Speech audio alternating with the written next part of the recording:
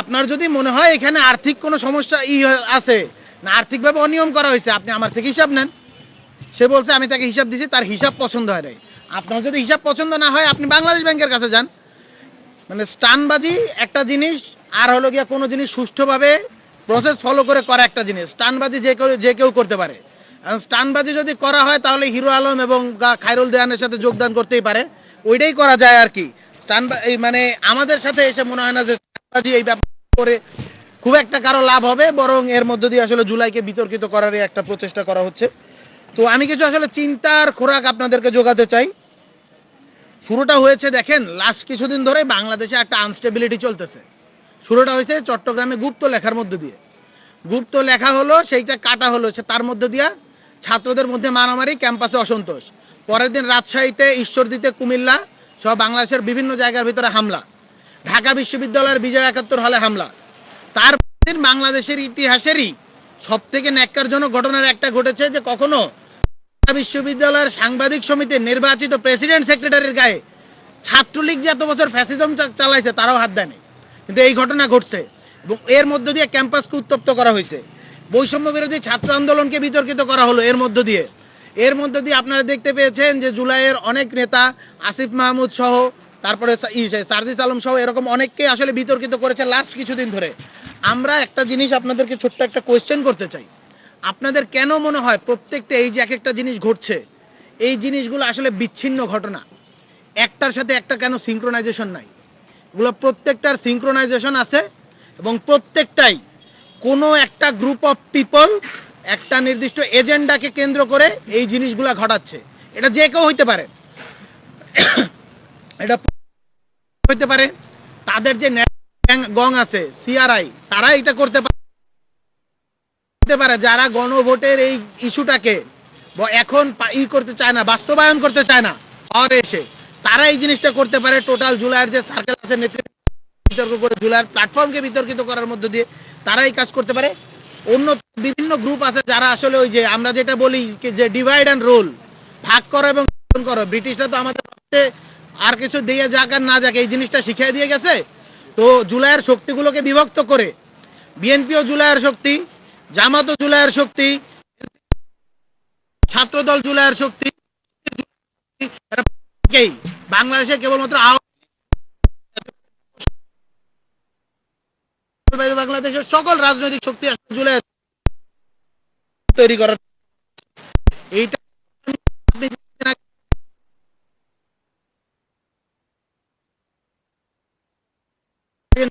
খেলতেছে। এই হলো সেই চিনি খেলার নমুনা। ক্যাম্পাসে কিছুদিন আগেও আলাপ আলোচনা, আমরা সবকিছু বলতাম ডিসকাশন হওয়া সম্ভব, সেই ক্যাম্পাসে প্রত্যেকদিন এখন শক্তি প্রদর্শনের মিছিল চলে। এইগুলা কি আপনাদের মনে হয় যে হলো গিয়া কোনো একটা বিচ্ছিন্ন ঘটনা?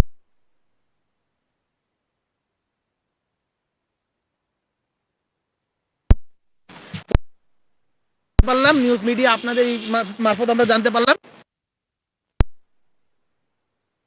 যখনই এই ধরনের জিনিস আসে তখন আমাদের কাছে দুইটা সন্দেহ তৈরি হয়। এক, দেশে কি আবার অস্থিতিশীলতা তৈরি হচ্ছে কিনা। দুই, স্বৈরাচারী শেখ হাসিনা যে জঙ্গি নাটক তৈরি করে মানুষকে, বিশেষত ইসলাম প্রিয় মানুষকে যেভাবে হেনস্থা করেছিল, ইসলাম প্রিয় মানুষদেরকে যেভাবে দমিয়ে রেখেছিল, শাপলার গণহত্যাকে যেভাবে বৈধতা উৎপাদন করেছিল, সেই একই জিনিসগুলো আবার ঘটার মানে আসলে সিকোয়েন্স পাচ্ছি। আমাদের মনে হচ্ছে যে হিস্ট্রি রিপিটস, ইতিহাস ফিরে ফিরে আসে, জিনিসের গন্ধ পাচ্ছি কিনা, এই প্রশ্নগুলো আমাদের মাঝে আসছে। দেখেন, আমাদের ক্যারেক্টার অ্যাসাসিনেশন, এই টাকা পয়সা নিয়ে এগুলো নতুন না। এই জিনিসটা শুরু হয়েছিল মনে আছে আপনাদের সবার, জুলাইয়ের ঠিক পরপর সময়ে বাংলাদেশে একটা বড় বন্যা হয়েছে। সর্বস্তরের মানুষ আপনারা দেখতে পেয়েছেন, শিশু বাচ্চারা তাদের ব্যাংক নিয়ে এসেছিল, তাদের গয়না খুলে দিয়েছিল। আমরা টিএসসিতে এই বৈষম্য বিরোধী ছাত্র আন্দোলন বাংলাদেশের ইতিহাসের অন্যতম বৃহৎ ত্রাণ কার্যক্রম পরিচালনা করেছিলাম। সেইখানের প্রত্যেকটা টাকার হিসাব, অডিট রিপোর্ট সহ টিএসসিতে প্রেস কনফারেন্স করে পাবলিক করে দেওয়া হয়েছিল না? আপনারা সবাই জানেন, আপনারা তখন সাংবাদিক ভিতরে ছিল। তো এই জিনিস তো হয়েছে, জাতির সামনে উপস্থাপিত ছিল, কিন্তু সেইটাকে নিয়ে কি ন্যারেটিভ তৈরি করা হয় নাই? হয়েছে, আবারও হয়।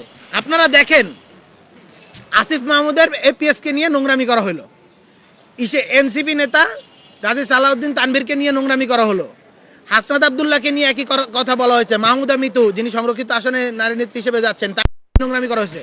এবং আমাদের এমন কোন নেতা নাই,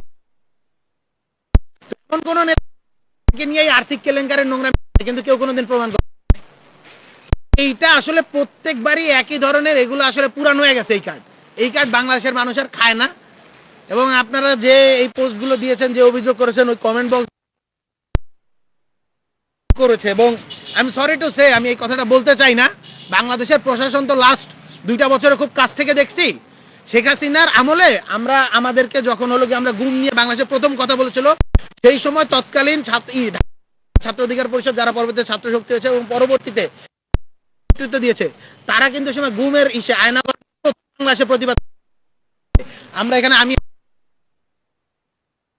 আমাদের পিছনে ডিজিএফ ছিল, প্রত্যেকটা জায়গায় আমরা কোথায় যাইতাম সেই জিনিস নিয়ে আমাদের ট্রেস করা হতো, আমাদের জায়গায় জায়গায় ডেকে দাঁড় করে আমাদের উল্টাপাল্টা প্রশ্ন করা হতো, আমাদের ফ্যামিলির কে কোথায়। দিন এসে আমি বলি হিস্ট্রিটা বলার জন্য, আপনারা তো অনেকে হিস্ট্রিগুলো ভুলে যান, সবাই বলেন 36 দিনের বিপ্লব। কার্জন হলের এই দোয়েল চত্বর ওইখানের ভিতরে আমাকে একজন দেখা করলো, একটু সিনিয়র, একটু বয়স্ক হবেন, তারা ওনার বয়স কত হবেন, যে 35 থেকে 40 এরকম আর কি, যে একজন ইন্টেলিজেন্সের লোক, সে আমাকে দাঁড় করায় এবং দাঁড় করে আমার বাবার নাম অমুক, অর্থাৎ আমার গেছিলাম যে ভাই এটা তো ই করা। তখন আমি জিজ্ঞেস করছিলাম ওপেনলি, আপনি কি গোয়েন্দা সংস্থার লোক? তখন সে শুরুতে একটু দনমনো করে এবং পরবর্তীতে সে তার নিজের পরিচয় দেয়। এবং আমি জিজ্ঞেস করছি আপনি কেন আমাকে ফলো করতেছেন, আপনি কি আমাকে গুম করতে চান নাকি? আমরা আয়নাঘরের বিপরীতে এই জিনিসটা এখন আমাকে আয়নাঘরে নিতে চান কি? চুপ করেছিল এবং বলছিল যে আপনারা সাবধানে থাকেন, আমরা আপনাদের ভালো চাই, আপনারা সাবধানে থাকেন, এইগুলা বললেন না, এগুলা বলে কি হবে? আপনারা যে আওয়ামী লীগ দেখেন, আওয়ামী লীগ একটা বাবদ অনেক আছে যারা আপনাদেরকে এই দেশের থেকে গায়েব করে দিচ্ছে। কথাবার্তা, এই ধরনের থ্রেট অহরহ আমরা পেয়েছি, আমাদের ফ্যামিলির ফোনের অসংখ্য কল আমরা গিয়েছি। আমরা তো আজকে থেকে অ্যাক্টিভিজম করি না রে ভাই, 2018 সালে কোটা আন্দোলন থেকে যে শুরু হয়েছে, তারপর থেকে তো রাজপথে। এইগুলা তো মানে এইখানের ভিতরে যে 36 দিনের কথা যারা বলে, তারা এই জিনিসগুলো ভুলে গেছে, তাদেরকে এই জিনিসগুলো মনে নাই। তো এখন তার পরবর্তীতে ওই সময় আমাদেরকে কেনার চেষ্টা করা হয়েছে ফ্যাসিবাদী। যখন আমাদের কিছু বড় ভাইরা ডিবি অফিসে ছিল, মাহিন কাদের, আব্দুল হান্নান মাসুদ, এই 4 জন মিলে আন্দোলনের নেতৃত্ব দিয়েছিলাম। সেই সময় আমাদের প্রত্যেককে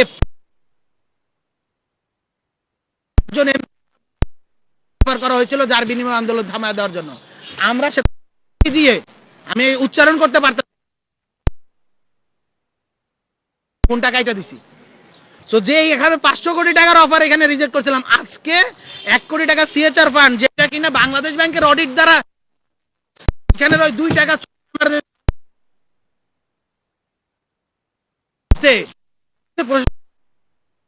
পাল্টাইলে ওসির যদি তদবির করে দেয় কে করছে